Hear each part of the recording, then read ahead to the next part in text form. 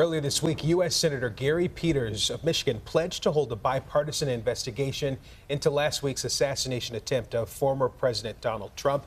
Senator Peters is here with us tonight to have a conversation about that investigation and also the committee that is overseeing it. Thank you for being here with us. Great to be with you. So we'll start with just your reaction to what happened. It's been shocking for a lot of people still processing it. It was absolutely shocking, and it's horrific to have an assassination attempt on a former president and the nominee in this election is simply unacceptable. Clearly, the Secret Service was unable to protect the president. They're entrusted to do that. It was a failure, and it's important for us now to find out what happened. How was that gap there that allowed a shooter to have a clean shot on the former president? And we have to make sure that it never, ever happens again. Right. This committee is going to be looking into some of the security failures that went into play with this situation. What are you hoping to uncover in this investigation? Well, it is about those security failures and how we can strengthen the ability for the Secret Service to protect presidents, former presidents, and other dignitaries. It's similar to what we did after January 6th. I chair Homeland Security and Government Affairs. We oversee the Department of Homeland Security as well as we're the top oversight committee. After January 6th, we looked at the attack, just looking at how we could make sure the Capitol is better fortified. We put out a number of recommendations that have many of them been adopted. The Capitol is now a safer place than it was prior to January 6th. And that's what we have to do with this investigation, is take a look at the procedures and protocols that the Secret Service used, because clearly there was a major gap. And I think what just jumps out at you is that you had a shooter in a building that had the advantage of height. And you never want to have the bad guys have the high ground. He had the high ground. He had a clear shot. It wasn't that long of a shot.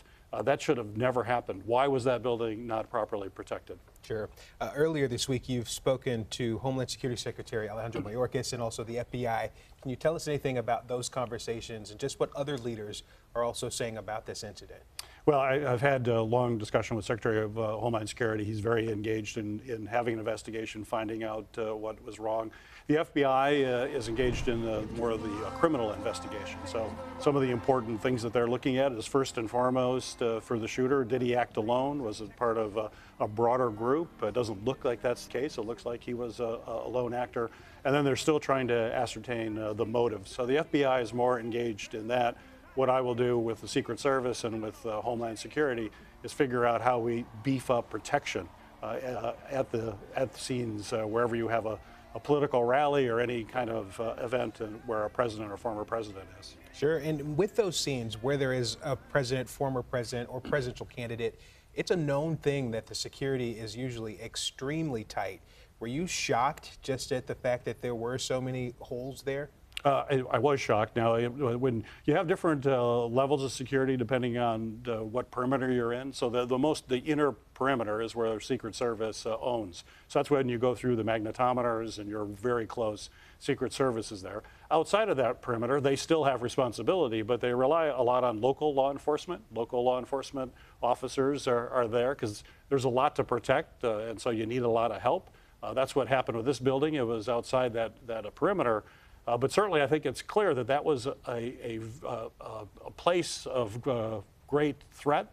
I believe that you should have had Secret Service agents there with the local police, and why that didn't occur, we need to find out. Yeah, and there are calls for the Secret Service director to step down. Any thoughts there? Well, I think we want to get all the facts. Certainly someone has to be held accountable for this. This was egregious. This should never, ever happen. But I want to make sure we're driven by facts. I'm a fact-driven person, and we want to be careful that we're actually looking at what actually happened, what is the truth. There are a lot of conspiracy theories that come out, and those are dangerous and bad for our democracy. I want to try to minimize that by just drilling into the facts, know exactly what happened, and let truth drive our decisions. And Senator, moving forward, after everything is said and done with this investigation, what sorts of changes do you see maybe being implemented or enforced? Well, that's yet to be seen. So we're going to have to look at what procedures and protocols were not sufficient, or were they in place and simply weren't being executed. So was it a failure to actually execute a plan, or was it a failure in the initial planning? That's going to come out through the investigation. But I also believe we've got to do this quickly. We're in the middle of a presidential campaign.